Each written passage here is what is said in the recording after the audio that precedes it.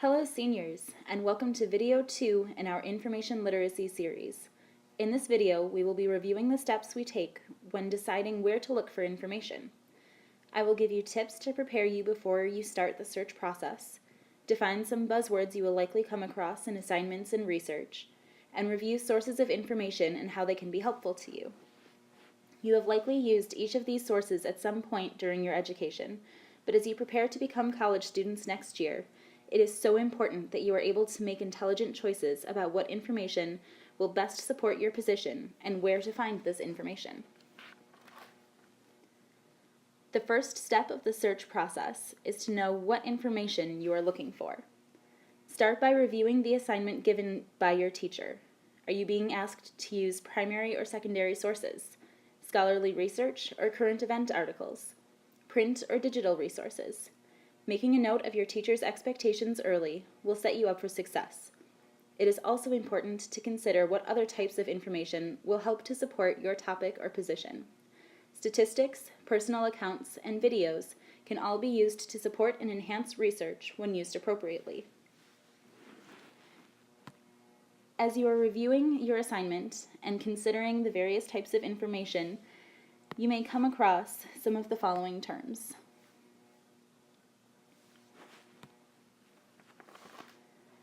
Primary source. This is a document or artifact that provides direct, first-hand evidence about an event, person, or period of time. Examples include newspapers, diaries, letters, photographs, videos, and eyewitness accounts. Secondary sources. This is information created or recorded after an event has occurred by people that did not experience the event firsthand. This includes scholarly books and articles, encyclopedias, and textbooks. Scholarly resources. These are articles written by professionals who are experts in their field. Information has been reviewed by other professionals in the field and deemed to be accurate. Scholarly resources are typically research-based. Some other words that you may come across that mean the same thing are academic or peer-reviewed articles. Popular resources. These are articles that have been written for the general public, as opposed to a professional audience. They can provide background or anecdotal information on a topic, and examples include popular magazines like the ones you would find in a grocery store, newspapers, and some websites. Trade resources. This is information that has been written for professionals in a particular field, but is not research-based. This may include magazines, journals, or websites that are targeted towards a specific professional audience, such as doctors, teachers, or mechanics.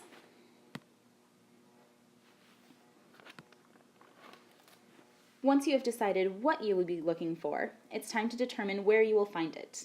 It's easy to open a browser and start a Google search, but there are much more efficient and effective ways to find information. Let's begin by looking at print resources.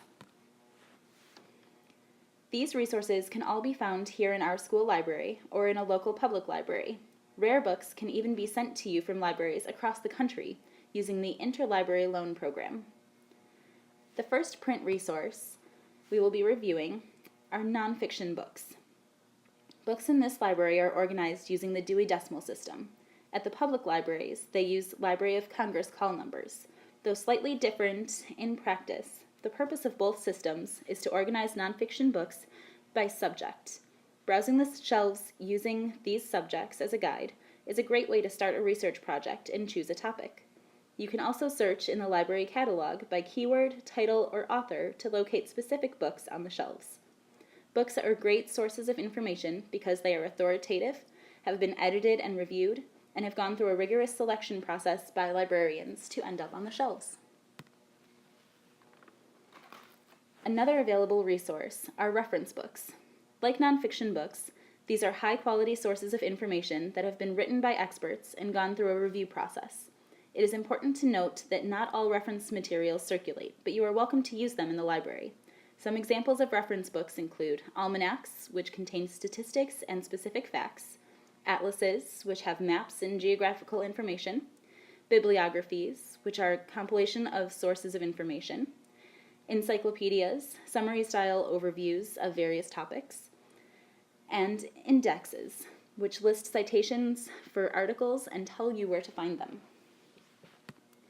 One final print resource we will discuss are newspapers and magazines.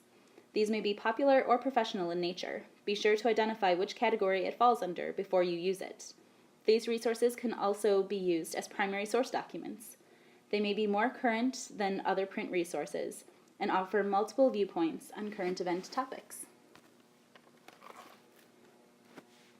Digital resources today are widely available and easily accessible. Remember to use the databases and resources linked on the school library website, as these will connect you to high-quality sources of information. And always remember, not everyone can publish a book, but everyone can post on the internet. Always evaluate the sources you find online. Possibly the most common way students search for information online is using search engines such as Google, Bing, Yahoo, and DuckDuckGo. The information found through these sources can be useful for providing background knowledge on a topic, finding accounts of personal experiences, and locating authoritative websites, such as NASA's official website or the American Cancer Society. However, search engines will pull up thousands or even millions of results, not all of which will be relevant to your needs. Remember to use Boolean operators to help tailor your results. It is also important to remember that with many search engines, your past search history will likely skew your results. Search with care. Databases are one of the most effective sources of information available to you online, and the source you will use most often in college. Databases are organized collections of scholarly and peer-reviewed articles. This means they have already been evaluated and deemed to be high-quality works written by experts. Examples of useful databases include Academic OneFile, Opposing Viewpoints, and EBSCOhost, all of which are available through the library website. Also consider utilizing information beyond text to supplement your research. This may include photos, videos, audio recordings, graphs, illustrations, and personal interviews. You can find many of these artifacts using the resources discussed in this video as well.